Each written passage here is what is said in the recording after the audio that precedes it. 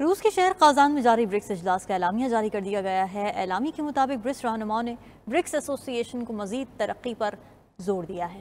Ukraine اور مشرق وسطیٰ سمیت علاقائی بحرانوں کے حل پر بھی تبادلہ خیال کیا گیا۔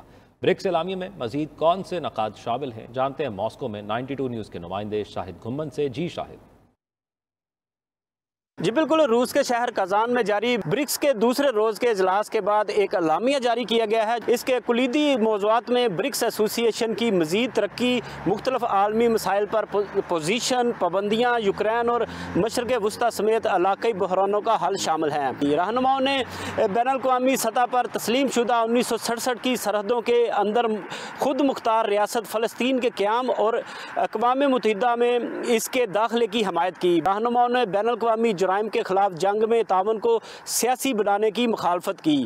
برکس رہنماؤں نے ایران کے جوہری پروگرام پر مشترکہ جامع پلان آف ایکشن کی بحالی پر زور دیا، جسے امریکہ نے یک طرفہ طور پر مسترد کر دیا ہے۔ برکس ممالک نے عالمی معیشت میں ترقی پذیر ممالک کے تعاون کو بڑھا کر بریٹن ووڈز کے اداروں میں اصلاحات پر زور دیا۔ انہوں نے ایک کھلے اور منصفانہ کثیر الجہتی تجارتی نظام کی توسیع کی، جس کا مرکزی کردار ورلڈ ٹریڈ آرگنائزیشن کے لیے ہے، جو ترقی پذیر ممالک کے لیے ایک خصوصی نظام فراہم کرتا ہے۔